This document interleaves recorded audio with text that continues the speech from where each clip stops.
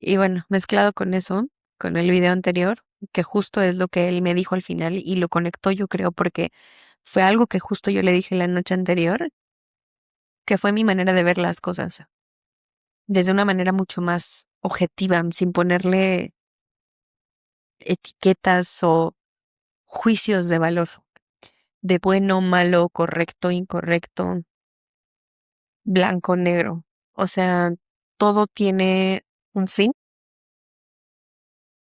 Si algo termina siendo bueno o malo es más basado en nuestra experiencia. Y por ejemplo, yo, como contexto, en mi parte de niña excelencia, yo no tomé alcohol ni fumé hasta los 27. O sea, yo literal llevo 21 tomadas de alcohol en mi vida y el 90% de esas fueron en los últimos 2 años. Y eso fue, incluso hasta yo diría como en el último año o año y medio. Y eso fue justamente porque me di cuenta que era más como para encontrar una versión mía, porque yo le tenía mucho rencor y temor también al alcohol. ¿Por qué? Porque me gustaba tener el control, porque me gustaba estar en mi modo más consciente, pero también me doy cuenta que era porque no confiaba yo en la gente. O sea, porque ¿quién mejor que yo para cuidarme, no? O sea, yo cuando no tomaba también lo hacía para cuidar a mis primas, para estar consciente, para recuperarles el celular cuando se les perdía, para asegurarme que nadie estuviera como intentando hacer otra cosa. Entonces era mi parte de mujer salvadora para los otros. Y al mismo tiempo esa era la niña perfeccionista, la niña buena, que era como, ay, mira, no toma alcohol, no fuma. Y de repente digo así como, ok, eso lo hice pues por cumplir la expectativa de mis padres, pero después crecí y fue como, pues ellos toman y ellos fuman. Entonces, o sea, realmente sí entiendo que fue como te ponen esa alimentante de niño, pues porque te quieren guiar en buenos pasos, pero después ya en realidad eso no determina tu valor. Yo estaba eligiendo que eso determinara mi valor, ¿no? Porque también cuando yo decía así como de, no, no tomo, la gente decía, ¿cómo? ¿Nunca? Y yo, jaja, no. Entonces también había muchísimo ego en eso, ¿no? Eh, También porque yo decía, o sea, y bueno, también eso es cierto, yo no necesito el alcohol, o sea, yo me la paso padrísimo, yo bailo, la confianza que tengo, por ejemplo, no es porque lo necesite, pero sí es cierto que como todo, cuando somos mucho más estrictos o cuadrados respecto a algo, ahí es un área en la que justo somos más vulnerables, o sea, entre más tercos seamos, lo que es más rígido es más fácil de romper. Las cosas flexibles se caen y no se rompen. Entonces, bueno, lo que yo empecé a hacer fue comenzar a analizarlo desde otro punto sin ponerle ese juicio de valor. Entender, ok, ¿qué está pasando? ¿Qué es objetivamente el alcohol, el cigarro, eh, mm, la marihuana? No sé si yo puedo hablar de esto aquí, los hongos. Y llegué a dos conclusiones. Bueno, a esta conclusión. Literal, las drogas son herramientas. Lo único que sirven es para llevarte a cierto estado de conciencia que a veces no puedes acceder o no conoces por ti mismo hasta que hagas eso. La cosa es que son dos tipos. Unas son inhibidoras y las otras son expandidoras. No sé si existe esa palabra, pero bueno, lo voy a decir así. Las inhibidoras básicamente es adormecen una parte dentro de nosotros y nos hacen salir al mundo. Es decir, el alcohol, por ejemplo, te inhibe la vergüenza y casualmente el chavo que es más apenado y todo, después de tomar alcohol, ya le puede hablar a la chica que le gusta, es el rey de la pista. Entonces, ahí se inhibe algo tuyo y sales al mundo. Las que son exponenciadoras, que normalmente es la naturaleza, las plantas medicinales, lo que hacen es que exponencial, le dan el micrófono, le suben el volumen a cosas que tenemos adentro. En vez de adormecerlas, le suben el volumen y esas partes justo nos hacen ir hacia el viaje hacia adentro. Entonces, unas nos sacan, cuando te adormece, te saca la realidad a la experiencia y las otras justo te meten, o sea, te llevan al camino hacia adentro. Entonces, por eso mucha gente no hace medicina ancestral. O sea, aunque las quieran clasificar a las dos como, ah, sí, todos son drogas. Pues sí, pero no le tienes la misma facilidad a tomar alcohol. Y además también la sociedad. O sea, la sociedad le tiene distintas etiquetas y por eso unas son legales y las otras no.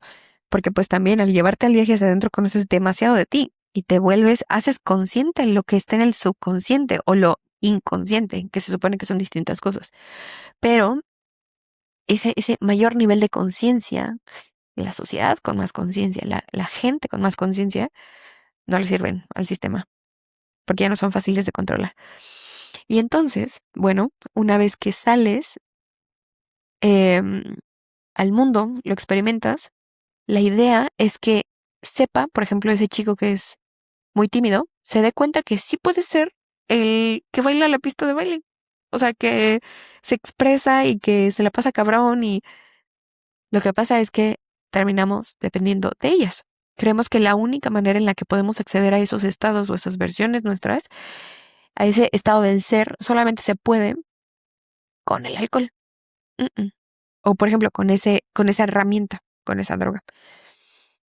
La cosa es que hagamos el trabajo para poder acceder a esas versiones sin depender o sin necesidad de esa herramienta. Cuando creemos que solo es a través de esa, ahí es donde empiezan las adicciones. Es donde la gente se vuelve adicta y dependiente porque creen que ellos nunca lo podrían alcanzar.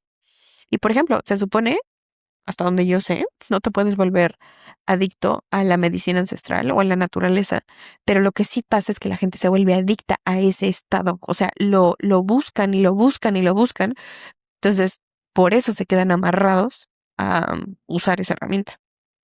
Pero como tal no se crea un nivel de adicción como tal químicamente. Entonces ahí yo creo que es un cambiar la perspectiva, darle una resignificada, es algo tan poderoso porque ahí es donde digo, pues es que nada es malo.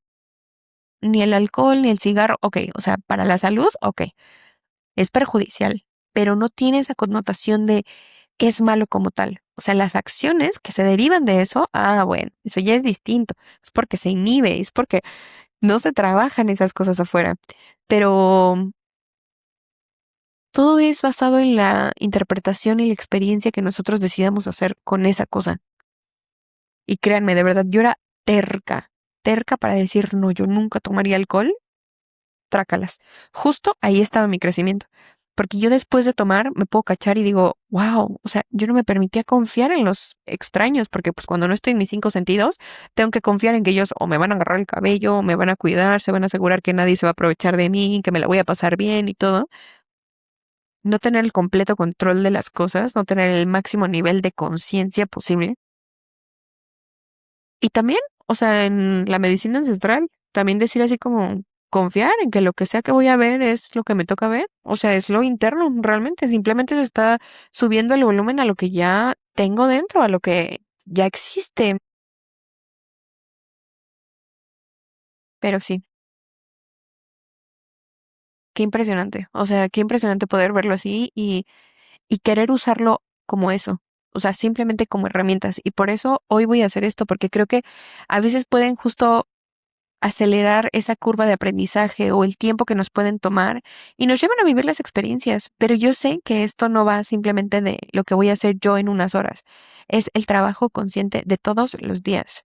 Es esa mezcla entre sí permitir que las herramientas nos funcionen, pero también al mismo tiempo nosotros chambearle. Entonces, esa dualidad.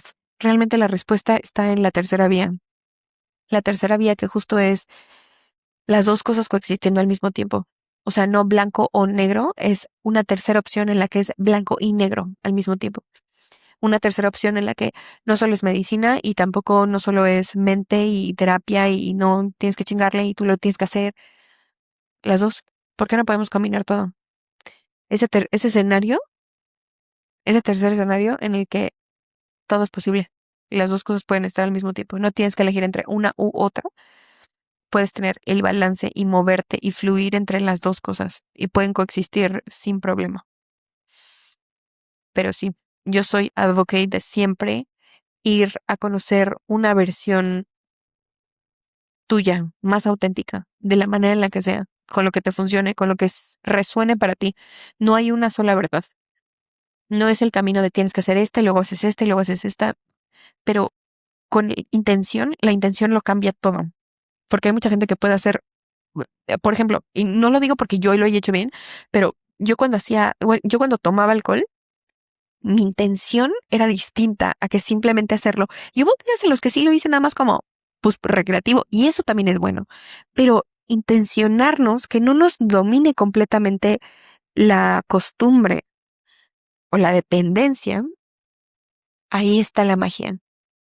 Ahí está la magia de nosotros también apoderarnos de la situación y al mismo tiempo que nos apoderamos nos dejamos fluir, porque nos estamos entregando a ello. No nada más es como, bueno, pues ya hacerlo por hacerlo, ¿no?